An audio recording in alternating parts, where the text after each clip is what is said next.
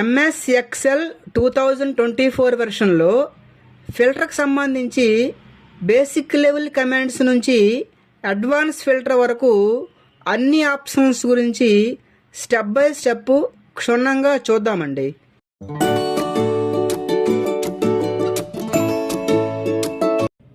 ఎక్సెల్లో ఉన్న bulk data నుంచి మనకి కావలసిన డేటాని ఏ విధంగా ఫిల్టర్ చేసుకోవచ్చు అనే అంశానికి సంబంధించి స్టెప్ బై స్టెప్ క్షుణ్ణంగా నేర్చుకుందామండి.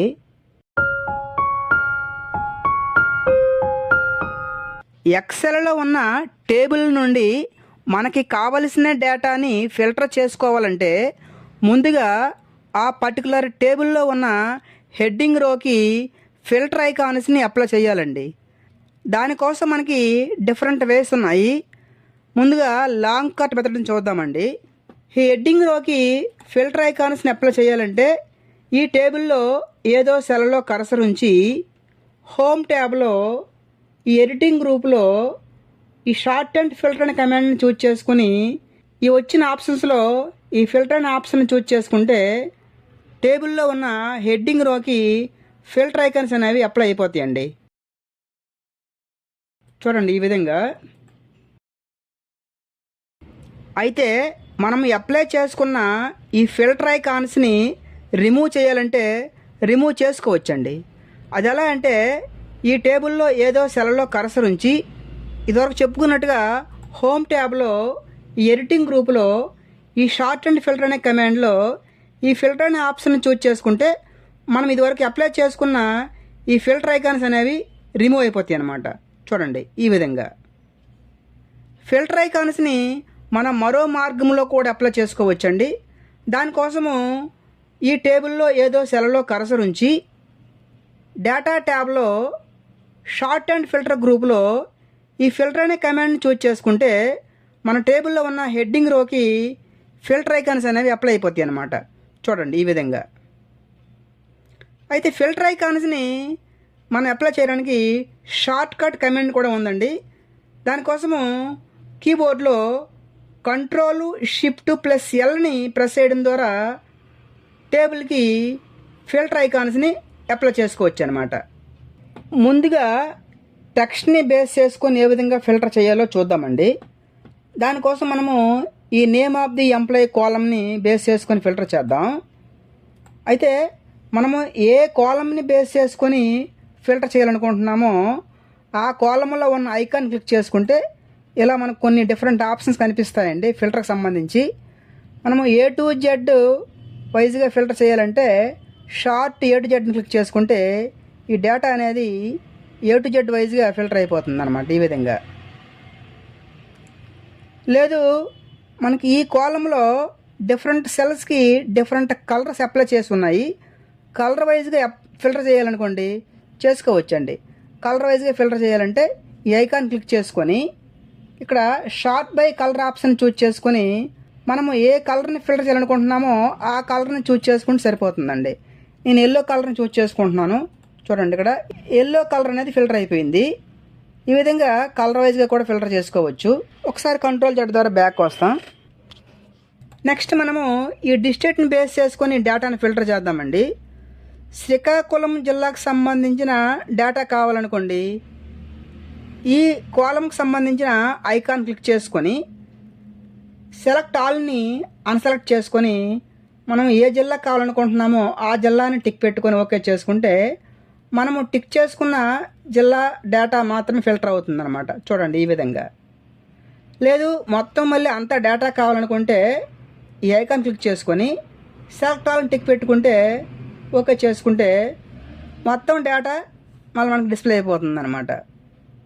అదేవిధంగా మల్టిపుల్ కాలమ్స్ని బేస్ చేసుకొని కూడా ఒకేసారి ఫిల్టర్ చేయొచ్చు. ఉదాహరణకి శ్రీకాకుళం జిల్లాలో ఉన్న సూపర్వైజర్ లిస్ట్ కావాలనుకోండి ఫిల్టర్ చేయొచ్చండి. అంటే మనం ఒకేసారి ఈ డెసిగ్నేషన్ కోలాన్ని ఈ డిస్ట్రిక్ట్ కోలాన్ని బేస్ చేసుకొని ఫిల్టర్ చేద్దాం. దానికోసం మనము ఈ డిస్ట్రిక్ట్లో మనకి ఈ సెలెక్ట్ ఆల్ని అన్సెలెక్ట్ చేసుకొని మనకు కావలసిన జిల్లాని చూజ్ చేసుకొని ఓకే చేద్దాం. ఇక్కడ డెసిగ్నేషన్లో మనకు కావాల్సింది సూపర్వైజర్ కాబట్టి ఇక్కడ సెలెక్ట్ ఆల్ని అన్సెలెక్ట్ చేసుకొని మనకు కావాల్సిన డిజిగ్నేషన్ని సూపర్వైజర్ని టిక్ పెట్టుకుని ఓకే చేద్దాం. చూడండి ఇక్కడ శ్రీకాకుళం జిల్లాకు సంబంధించిన సూపర్వైజర్ లిస్ట్ మాత్రమే ఇక్కడ ఫిల్టర్ అయిందనమాట. ఈ విధంగా మల్టిపుల్ కాలమ్స్ని బేస్ చేసుకొని కూడా ఫిల్టర్ చేయొచ్చు. మళ్ళీ మొత్తం డేటా కావాలంటే ఇదివరకు చెప్పినట్టుగా select all okay, select all okay. Next మనము ఈ నెంబర్ ఆఫ్ వర్కింగ్ డేస్ కాలమ్ని బేస్ చేసుకొని డేటాని ఫిల్టర్ చేద్దామండి. అయితే ఇక్కడ ఈ కాలంలో ఎంప్లాయీస్ యొక్క నెంబర్ ఆఫ్ వర్కింగ్ డేస్ ఉన్నాయండి. మనము ఈ కాలంని బేస్ చేసుకొని ఫిల్టర్ చేయాలంటే ఈ కాలంకి సంబంధించిన ఐకాన్ క్లిక్ చేసుకుంటే ఇలా మనకు కొన్ని ఆప్షన్లు కనిపిస్తాయి. స్మాలెస్ట్ లార్జెస్ట్ కావాలంటే చూజ్ చేసుకోవచ్చు, లేదా ఇదివరకు చెప్పినట్టుగా కలర్ని బేస్ చేసుకొని ఫిల్టర్ చేయొచ్చు. అయితే మనం ఇక్కడ ఉన్న ఎంప్లాయీస్లో ఈ నెంబర్ ఆఫ్ వర్కింగ్ డేస్ ఉన్నాయి కదండి, మనకి బిలో 10 వర్కింగ్ డేస్ పనిచేసిన వారి లిస్ట్ కావాలనుకోండి ఫిల్టర్ చేయొచ్చండి. దానికోసము ఈ ఐకాన్ క్లిక్ చేసుకొని ఇక్కడ మనకి నెంబర్ ఫిల్టర్ని చూజ్ చేసుకొని ఇక్కడ లెస్ దాన్ని చూజ్ చేసుకొని మనకి బిలో 10 కావాలి కాబట్టి ఇక్కడ 10ని ఎంటర్ చేసి ఓకే చేసుకుంటే బిలో 10 డేస్ వర్కింగ్ చేసిన ఎంప్లాయీస్ లిస్ట్ మాత్రం ఫిల్టర్ అవుతుందండి. చూడండి ఈ విధంగా చూడండి ఇక్కడ బిలో 10 అనేది ఫిల్టర్ అయిపోయింది. లేదు మనకి అబౌవ్ 10 కావాలనుకోండి ఇదే ఆప్షన్లో నెంబర్ ఫిల్టర్లో గ్రేటర్ దాన్ని చూజ్ చేసుకొని మనకి గ్రేటర్ దాన్ 20 కావాలి కాబట్టి, అంటే అబౌవ్ 20 కావాలి కాబట్టి ఈ 20ని ఎంటర్ చేసుకుని ఓకే చేసుకుంటే 20 days and above working days ఉన్న ఎంప్లాయీస్ లిస్ట్ మాత్రమే ఇక్కడ మనకు ఫిల్టర్ అవుతుందన్నమాట. లేదు 20 డేస్ ఉన్న వాళ్ళు మాత్రమే కావాలనుకోండి చేయొచ్చండి. ఇదే ఆప్షన్లోనే ఇక్కడ ఈక్వల్ టు అని చూడండి, ఇక్కడ ఈక్వల్స్ దగ్గర మనకి ఏ నెంబర్ కావాలనుకుంటున్నామో ఆ నెంబర్ని ఎంటర్ చేసుకొని ఓకే చేసుకుంటే ఇక్కడ నేను 20 ఎంటర్ చేశాను. ఇక్కడ 20 డేస్ వర్క్ చేసిన ఎంప్లాయీస్ లిస్ట్ మాత్రమే ఇక్కడ ఫిల్టర్ అవుతుందన్నమాట. అదేవిధంగా మనకి ఇక్కడ ఈ నెంబర్ ఫిల్టర్లో చాలా ఆప్షన్లు ఉన్నాయండి. చూడండి ఇక్కడ బిట్వీన్ కానీ, top 10, above average, below average, ఇక్కడ మనకు కావలసిన ఆప్షన్ చూజ్ చేసుకొని మనకు కావలసిన డేటాని ఫిల్టర్ చేసుకోవచ్చండి. ఈ విధంగా ఎక్సెల్లో టేబుల్లో ఉన్న బల్క్ డేటా నుంచి మనకి కావలసిన డేటాని చాలా సింపుల్గా ఫిల్టర్ చేసుకోవచ్చు అన్నమాట. ఎంఎస్ ఎక్సెల్ 2024 వెర్షన్లో అడ్వాన్స్ ఫిల్టర్ అనే కమాండ్ని ఉపయోగించి ఫిల్టర్ చేసుకున్న డేటాని మనకి కావలసిన లొకేషన్లో ఏ విధంగా కాపీ చేయొచ్చు అనే అంశానికి సంబంధించి స్టెప్ బై స్టెప్ చూద్దామండి.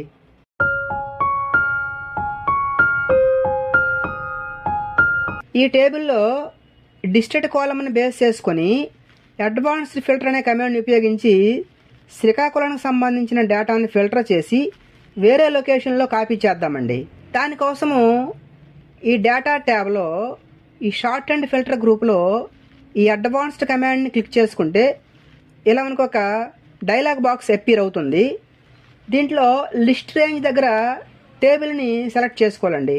ఇది ఆల్రెడీ డిఫాల్ట్గా టేబుల్ అనేది సెలెక్ట్ అయిపోయింది చూడండి ఇక్కడ. నెక్స్ట్ ఈ క్రైటీరియా రేంజ్ దగ్గర మన క్రైటీరియా డిస్ట్రిక్ట్ అండ్ శ్రీకాకుళం ఈ రెండింటిని సెలెక్ట్ చేసుకోవాలి.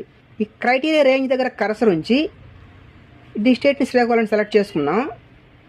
నెక్స్ట్ మనము ఫిల్టర్ చేసుకున్న డేటా వేరే లొకేషన్లో కాపీ అవ్వాలి కాబట్టి copy to another location tick పెట్టుకోవాలి. నెక్స్ట్ కాపీ 2 దగ్గర కర్సర్ ఉంచి ఈ ఫిల్టర్ చేసుకున్న డేటా ఏ లొకేషన్లో కాపీ అవ్వాలనుకుంటున్నామో ఆ లొకేషన్లో కర్సర్ ఉంచి ఓకే చేసుకుంటే మనం ఫిల్టర్ చేసుకున్న డేటా అనేది ఈ లొకేషన్లో కాపీ అయిపోతుందండి. చూద్దాం ఒకసారి, ఓకే చేద్దాం. చూడండి ఈ విధంగా.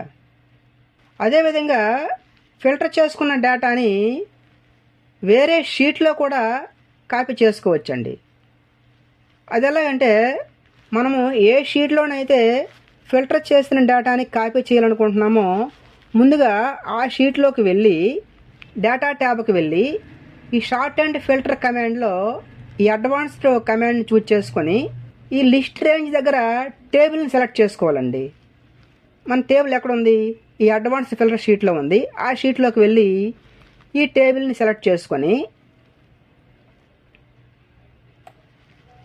తర్వాత క్రైటీరియా రేంజ్ దగ్గర కర్సర్ ఉంచి మన క్రైటీరియా ఏంటి, డిస్ట్రిక్ట్ని బేస్ చేసుకొని శ్రీకాకుళం డేటా కావాలి.